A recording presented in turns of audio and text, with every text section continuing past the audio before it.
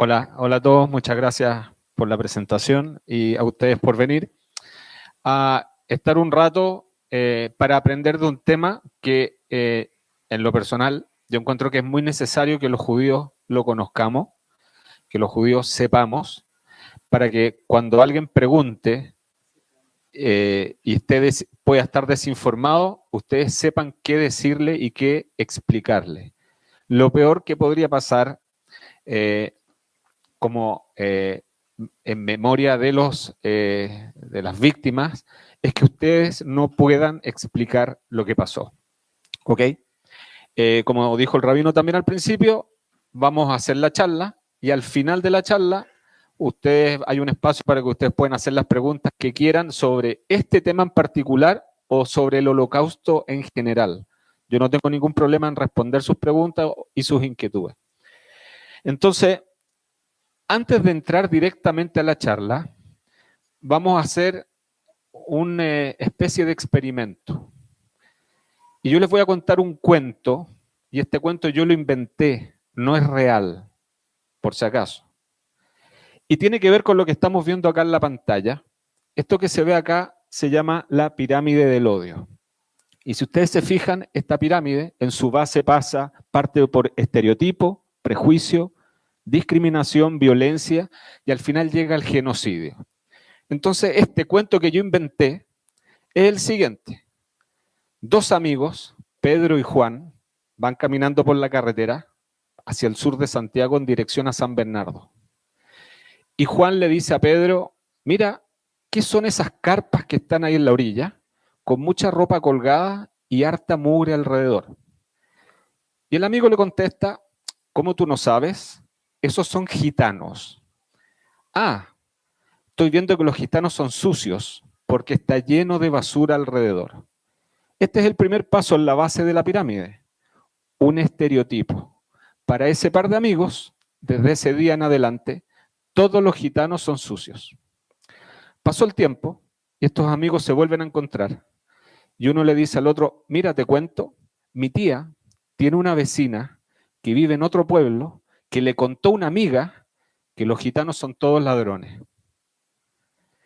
Si mi tía lo dice, es verdad. Entonces ahora los gitanos ya no solo son sucios, sino que también son ladrones. Estamos en la segunda etapa de la pirámide, en el prejuicio. Estos mismos amigos crecen, se casan, tienen familia, y el primer día de clases llevan a sus hijos al colegio. Y cuando están entrando al colegio, ven que otros padres gitanos también llevan a sus hijos al mismo colegio. Y ellos dicen, esto es inconcebible, ¿cómo mi hijo va a estar en el mismo colegio que un gitano, que son sucios y son ladrones?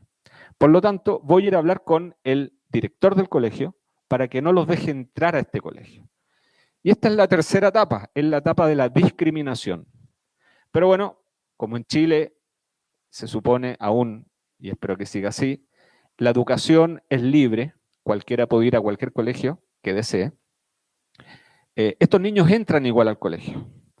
Pasa el tiempo y se hace una fiesta, una junta, como dicen ustedes, y en esta junta, una de las niñas que estaba en la fiesta le comenta a sus compañeros que cuando se apagó la luz, alguien la manoseó. Y lo primero que hacen todos los que están ahí dicen, fueron los gitanos, porque acuérdense, son sucios, son ladrones y nunca debieron estar en este colegio.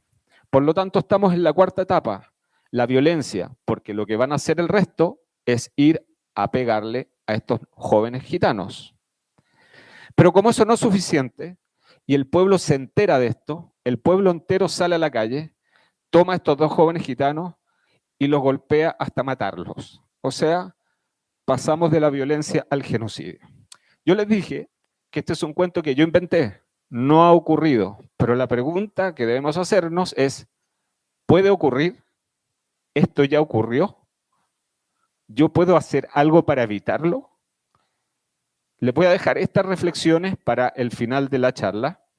Y ahora sí vamos a entrar directamente a conocer un episodio que no fue muy conocido, de hecho no se tuvo noticias de él hasta 1947, Y es lo que se conoce como la reunión de la solución final al problema judío.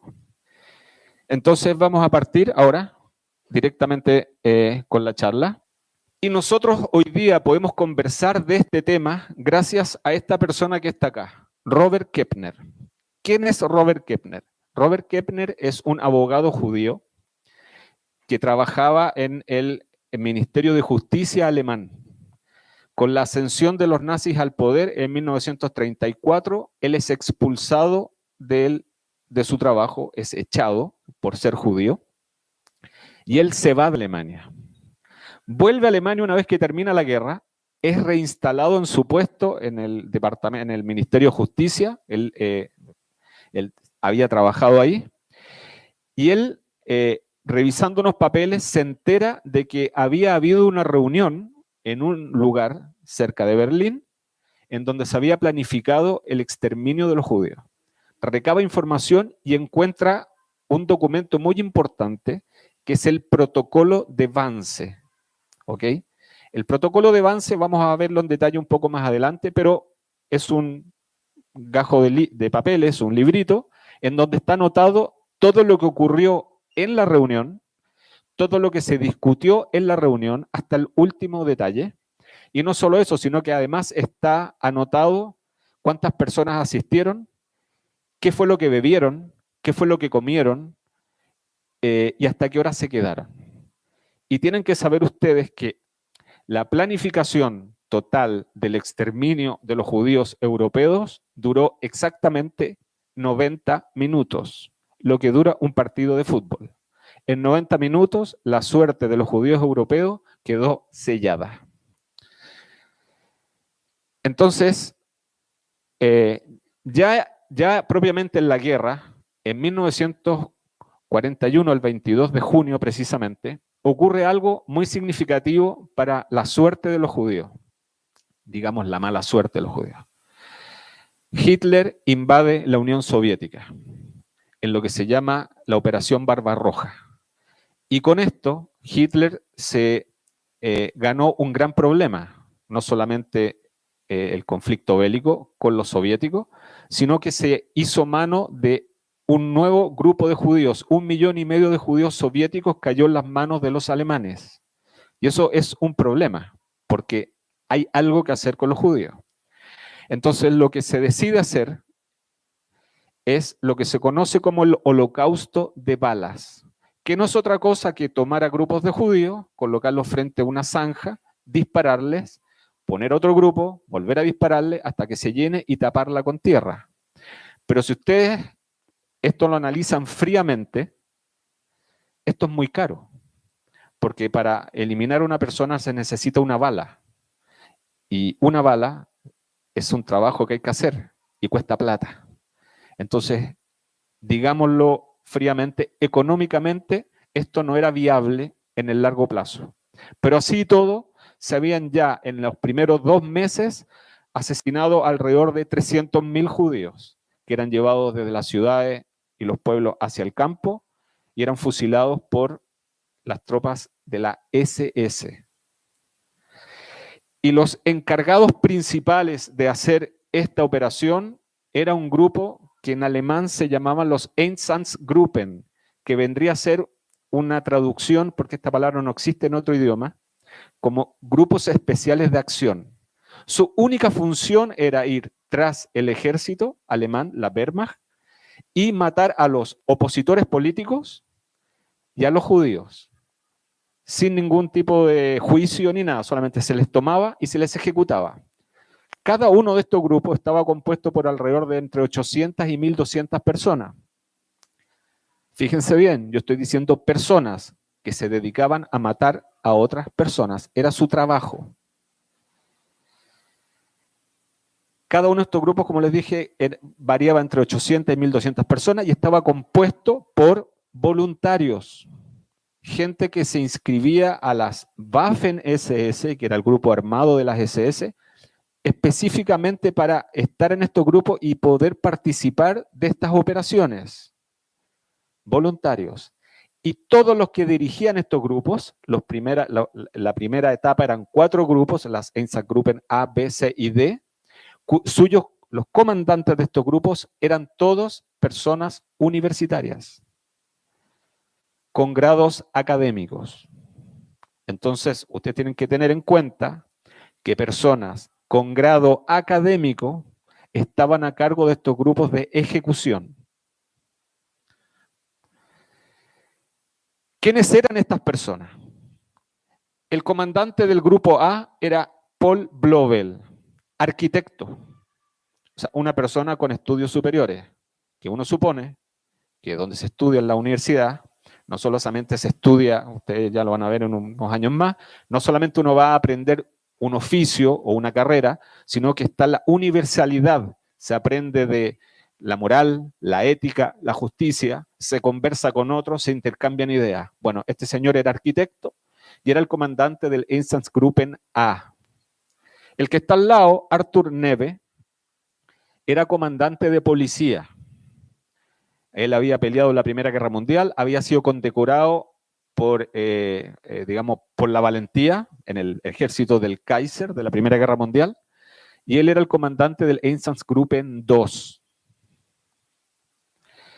Otto Rasch era doctorado en economía y en derecho, y era el comandante del Einsatzgruppen C. Y por último, Otto Ollendorf, él era profesor de economía y derecho en la Universidad de Leipzig, profesor universitario, comandante del grupo C, que además fue felicitado por Himmler porque él descubrió, según él, la mejor manera de apilar la mayor cantidad de cuerpos en una zanja. La bautizó como el sistema de las sardinas. Cuerpos en dirección hacia la derecha y después otra oleada de cuerpos hacia la izquierda. Y él midió que con esa manera de colocar los cuerpos le podía sacar más rendimiento a una zanja donde se fusilaba a los judíos. Esta era la conciencia o la moral de estos 4 comandantes, todos profesores, algunos profesores universitarios, todos con estudios superiores. Entonces, ¿qué había ocurrido en Alemania? En 1935, en septiembre de 1935, en la ciudad de Nuremberg, que era la ciudad ideológica de los nazis, todos los septiembre se hacía una gran conferencia en donde por casi una semana iban todos los jerarcas, todos los que iban a ingresar a las SS o al Partido Nacional Socialista, se les tomaba juramento. Y el último día, Hitler hablaba delante de todos, discursos que duraban más de 2 horas, en donde, digamos, explicaba lo que él creía que era adecuado que sus seguidores, digamos, estuvieran al tanto de lo que estaba ocurriendo con el partido y con el país. Y en 1935 se presentan estas que son las leyes de Nuremberg. Las leyes de Nuremberg se dividieron en 2. Unas que, digamos, aclaraban cuál iba a ser la relación entre los judíos y los no judíos alemanes, y otra directamente que afectaba a los judíos. Por ejemplo, ¿qué afectaba a los alemanes no judíos y judíos? Por ejemplo, está prohibido desde ese momento matrimonios mixtos entre judíos y no judíos alemanes. Queda estrictamente prohibido. Por ejemplo, ningún ciudadano alemán puede atenderse con un médico judío o puede ir donde un abogado judío o donde un dentista judío, etc. Solamente pueden atender a judíos. Lo cual fue bastante complicado porque piensen ustedes, si alguien no judío estaba yendo a un médico judío y estaba siguiendo un tratamiento, se tuvo que suspender el tratamiento. Él tuvo que ir a buscar otro médico. Y lo que afectaba directamente a los judíos era lo siguiente. Ningún judío puede tener mascotas. Ningún judío puede tener radio en su casa. Ningún judío puede comprar un boleto de lotería. Los judíos dejan de tener la nacionalidad alemana, ya no son ciudadanos. Cuando una persona en cualquier parte del mundo deja de ser ciudadano, pierde todos sus derechos. El Estado ya no lo protege. Los judíos pasaron a ser un grupo de personas en un país sin ningún derecho. Por lo tanto, abusar de estas personas es muy fácil. Quien está a cargo de las SS es esta persona que está acá, que se llama Adolf Himmler. Muchos a lo mejor habrán escuchado, no sé si en el colegio les habrán explicado quién era esta persona, pero vamos rápidamente a comentar quién es. ¿Quién es esta persona? Bueno, él es miembro de una familia, su padre es profesor, él es uno de los 4 hermanos. Él siempre quiso poder participar en la Primera Guerra Mundial luchando por Alemania, pero cuando la guerra termina, él no alcanza a enrolarse porque tenía 17 años y se pedía 18 años para poder entrar al ejército. Después se casa con digamos, una mujer que se llama, que fue ella quien lo ingresó al Partido Nacional Socialista, y él se dedicaba a criar pollos en una granja y le iba bastante mal.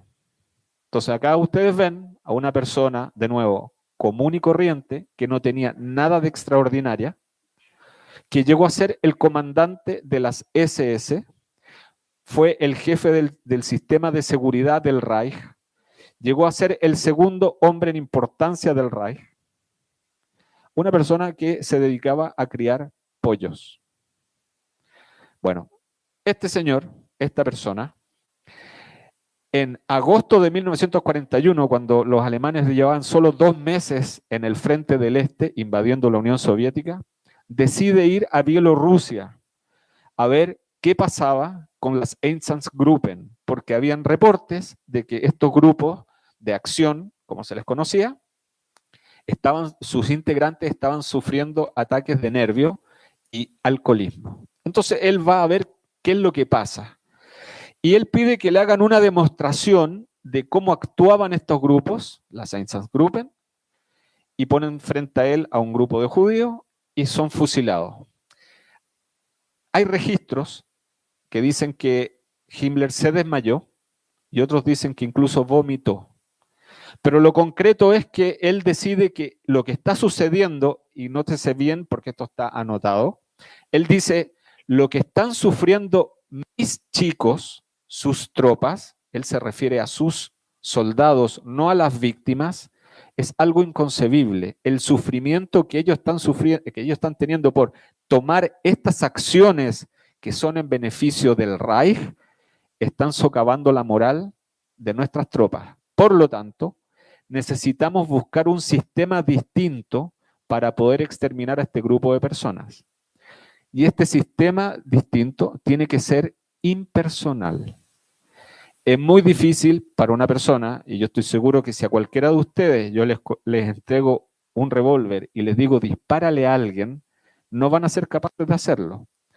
Pero si viene alguien y los concientiza, los entrena y les dice que además la ley está de su parte y lo que ustedes están haciendo es moralmente correcto, créanme que después de un tiempo van a ser capaces de dispararle a una persona. Y esto es lo que se hacía con estas Einsatzgruppen. Estaban totalmente concientizados y eran fanáticos de la causa. Entonces Himmler vuelve a Alemania y le pide a Goering, que era quien gobernaba todos los territorios del este. Goering era otro de los cabecillas del nacionalsocialismo, comandante en jefe de la Luftwaffe.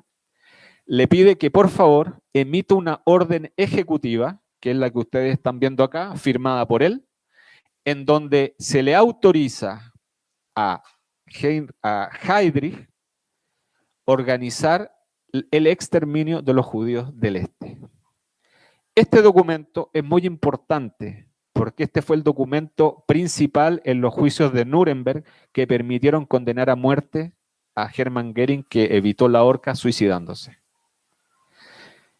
Entonces, estas 2 personas que están acá, Reinhard Heydrich y Adolf Eichmann, fueron las personas que organizaron el exterminio de los judíos, pero no con las balas, sino que de forma industrial. Los judíos pudieron ser asesinados en esas cantidades gracias al modernismo. Y cuando hablamos de modernismo, nos referimos a tecnología, cámaras de gas, transporte, los trenes, ¿sí? Sin los trenes hubiera sido imposible poder movilizar a 6 millones de judíos por Europa, sumándole a 500.000 gitanos, 125.000 testigos de Jehová, un número no determinado de opositores políticos, homosexuales y religiosos. Todas esas personas fueron llevados a los campos de concentración en trenes. Sin trenes no hubiera sido posible el holocausto. Bueno, entonces estas dos personas, Heydrich, que era el segundo de Himmler, y era, digamos, su sobrenombre era el nazi perfecto. Tiene el estereotipo del nazi perfecto, rubio, de más de 1,78 m, de ojos claros. Él tuvo que probar su estirpe por más de 4 generaciones en que no había sangre judía en su familia. Y Adolf Eichmann, que era un burócrata es un empleado del Estado que normalmente está en una oficina y se dedica solo a una cosa, que no tiene nada de malo, pero es un burócrata que no tenía entrenamiento de campo, pero sí conocía a Heydrich, y Heydrich lo elige por eso, porque él era un contador muy ordenado, que llevaba muy bien las cuentas, y él confió en que él iba a ser capaz de organizar logísticamente el holocausto. Entonces, ¿qué deciden hacer? Deciden convocar a una reunión en donde se les iba a plantear a un grupo de personas cómo se iba a exterminar a los judíos europeos. Y se escoge un lugar que se llama Wannsee. Wannsee es un lago que está a las afueras de Berlín, no a más de 50 kilómetros. Es un balneario. Para que sacan una idea, piensen en Pucón. Bosques, lago, buen clima, buena vista, un lugar perfecto para vacacionar. Bueno, ese lugar ese es el escogido para hacer esta reunión. Y las personas, ahí tienen una visión de lo que se ve desde la villa hacia el lago. Un lugar perfecto para hacer reuniones a lo mejor de los mismos grupos de ustedes, de Cherey de Maccabi. Un fin de semana ahí, buen clima, se pueden bañar, perfecto. Esa es la atmósfera que había en la villa. Las personas que llegaron ahí eran recibidos con una orquesta de cámara, que obviamente tocaba autores alemanes. La mesa estaba servida para después de la reunión y las copas para el brindis. Obviamente todo con el logo del nazismo y del nacionalsocialismo. Ese era el ambiente que recibió a las personas que fueron a esta reunión, en donde el tema era el exterminio de un grupo de personas. Pero para poder entender cuál era el conflicto que se provocó dentro de la reunión, tenemos que tener claro dos cosas. Acá hay dos teorías. Los historiadores manejan dos teorías en relación a que cuándo se decidió exterminar a los judíos. Un grupo, que son los intencionalistas, dicen que la decisión de exterminar a los judíos existió desde siempre y se apoyan en que Hitler, ya en su libro Mein Kampf, Mi lucha, en 1923, ya plantea que hay que exterminar a los judíos, que son los parásitos de los pueblos europeos. Eso ya lo explica Hitler en su libro. Y hay otros que dicen que, y que son los que se llaman los funcionalistas, que dicen que no es así, que la muerte de los judíos fue ocurriendo a medida de que los alemanes se iban haciendo de los judíos. Las dos teorías dicen que el exterminio de los judíos iba a ocurrir. El tema es cuándo. Mi impresión, y a lo que yo adhiero, es que sí, siempre se pensó exterminar a los judíos, pero había que buscar el momento adecuado para hacerlo. Y el momento adecuado fue la Operación Barbarroja, que ya vimos que es la invasión a la Unión Soviética, porque el dominio alemán en Europa, en el norte de África y en Europa del Este era total. El único país que aún continuaba luchando era Inglaterra, Gran Bretaña, Inglaterra y su imperio. nadie más aún luchaba. Los norteamericanos aún no entraban a la guerra. Esto es a mitad del 41 y los norteamericanos entran a la guerra en diciembre del 41. ¿Quiénes van a esta reunión?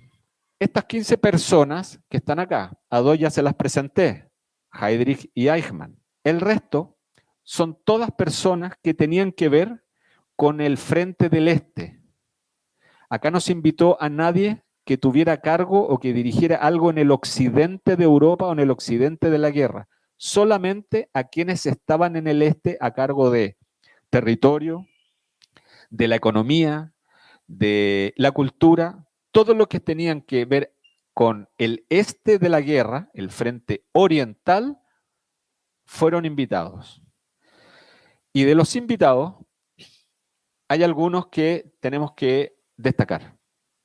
Bueno, primero Heydrich, que fue el anfitrión, el organizador. Y su cargo más importante, él era el jefe de seguridad del Partido Nacional Socialista. O sea, él espiaba a los nazis.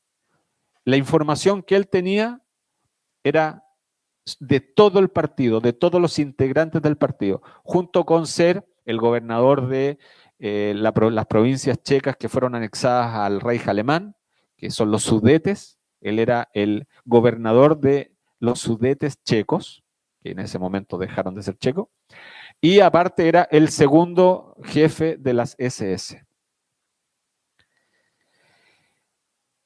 El que está a mi derecha es Otto Hoffmann.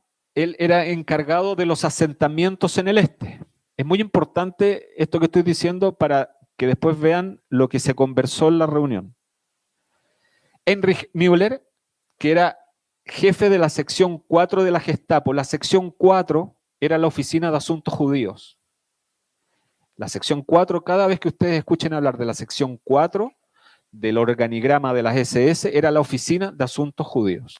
Karl Eberhard, jefe de la policía y de inteligencia de la Gestapo. ¿Por qué él está invitado? Porque miembros de la policía iban en los grupos de las Einsatzgruppen. El que está al lado, que es Gord Liebert, es el subsecretario de los territorios del Este. Sobre él estaba Alfred Rosenberg, que es el ideólogo principal del nacionalsocialismo y que fue quien promulgó las leyes de Nuremberg el año 35. Y por último, Eichmann, que era el jefe del grupo 4, o sea, de la Oficina de Asuntos Judíos, y fue el elaborador de los protocolos de Wannsee. Él fue quien escribió los protocolos, él fue quien los llevó, él fue el que organizó el Holocausto. Entonces, ¿por qué era importante a alguno destacar a estas personas y su cargo o su rango? Porque lo primero que hace el anfitrión es leer la situación que estaba ocurriendo con los judíos en los territorios que estaban siendo conquistados por los alemanes. Y él hace un detallado análisis de lo que había ocurrido desde el año 35 en adelante. Y lo que él explica es que, primero, que las leyes de Nuremberg, si bien habían cumplido una función, no fueron suficientes, porque los judíos aún seguían estando en los países que los alemanes estaban tomando.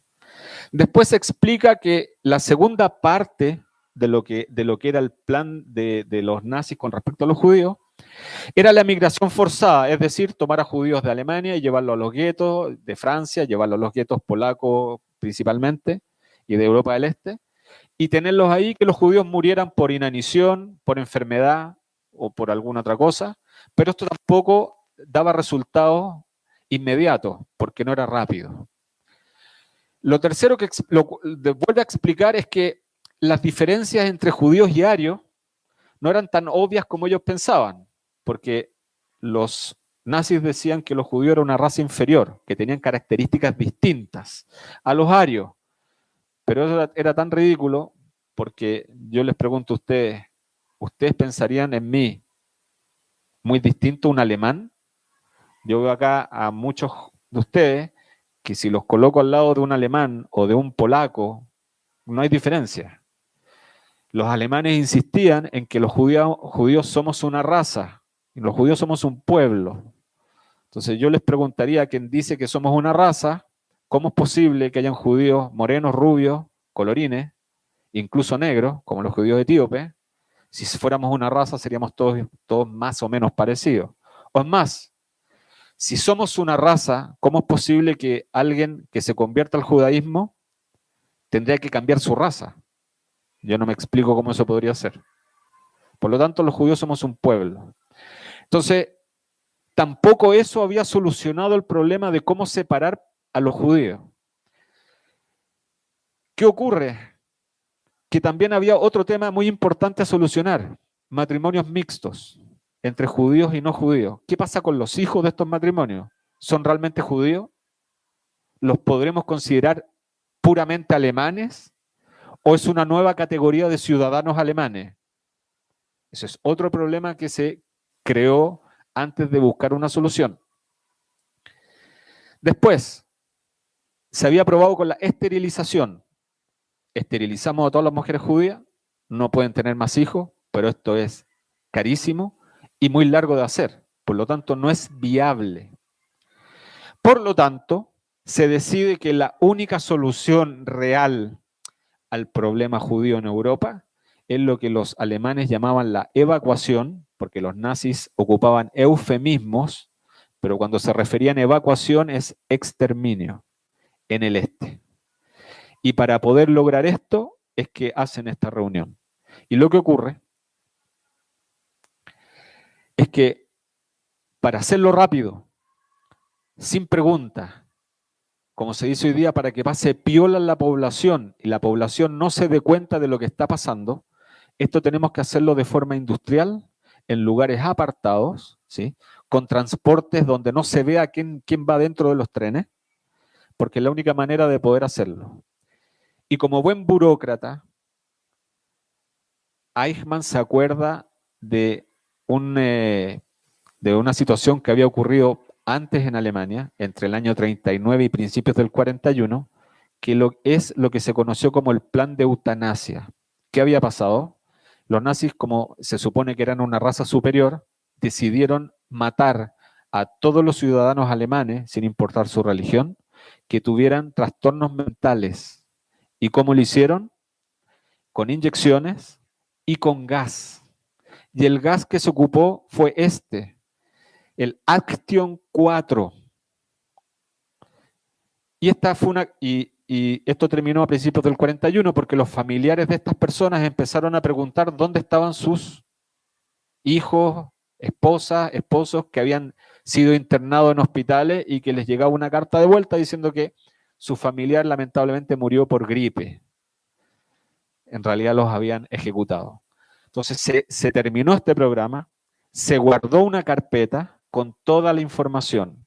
Y Eichmann recuerda este tema, rescata esta carpeta y dice que la mejor manera de hacerlo es con gas sarín, que es el mismo gas que se ocupó para el exterminio de del plan de eutanasia que se iba a aplicar ahora para exterminar a los judíos. Y esta es la orden ejecutiva en donde se pide que se ponga en marcha la fabricación de nuevo de gas sarín. Entonces, a mano derecha, ustedes ven que el programa de eutanasia fue llevado a cabo por médicos. De nuevo, gente instruida. Médicos que, ocupando, digamos, su profesión, ejecutaron a otras personas. Y después estos mismos médicos fueron los que hicieron los experimentos con los judíos en los campos de concentración. Entonces, como les decía al principio de esta parte, hay que darle una solución a este problema, que es el problema de los judíos, y se hace de esta manera. Y esto es lo que explica y está escrito en el protocolo. Es decir, iba a haber todo un accionar desde la toma de los judíos, el transporte, llevarlos a los campos de exterminio para ser ejecutados y después los cuerpos ser quemados, porque lo importante es que no quede ningún registro de lo que está ocurriendo. Ni el mundo, Ni los mismos alemanes pueden enterarse de esto.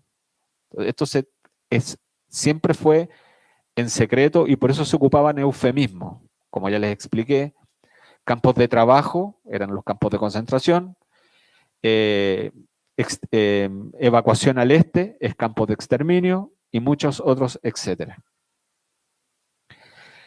¿Y cuál era el objetivo final?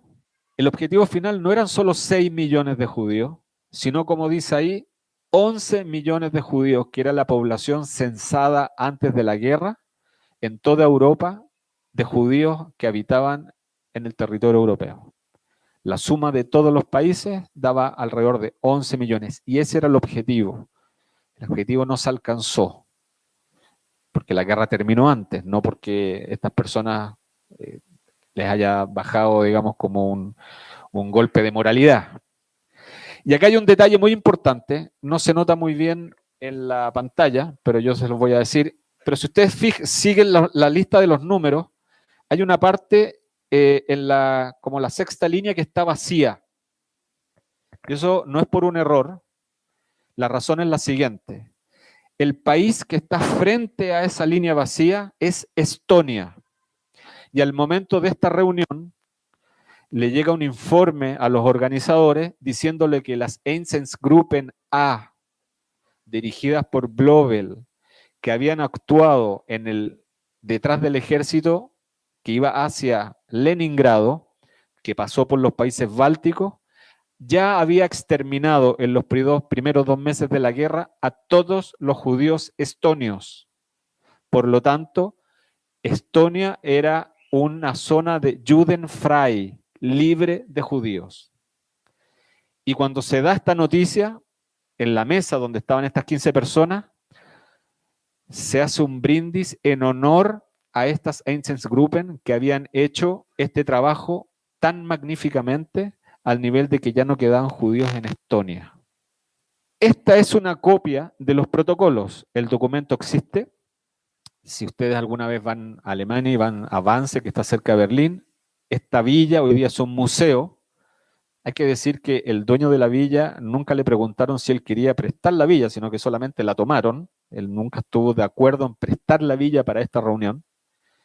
Y esto es un museo en donde todo lo que yo les estoy diciendo en cuanto a documentos, están ahí las copias, están las losas, todo lo que yo les he mostrado acá es original. Y esta es la copia del protocolo de Wannsee que encontró este judío que había sido expulsado del poder judicial alemán. Y como les dije al principio, una vez que termina la reunión, que duró exactamente 90 minutos, como dice el registro, los asistentes pasaron a la terraza, hicieron un brindis por la reunión y siguieron como que nada, o sea, en el fondo ellos habían ido a una reunión de trabajo. Y en estos 90 minutos se selló la suerte de los judíos europeos, en lo que dura un partido de fútbol.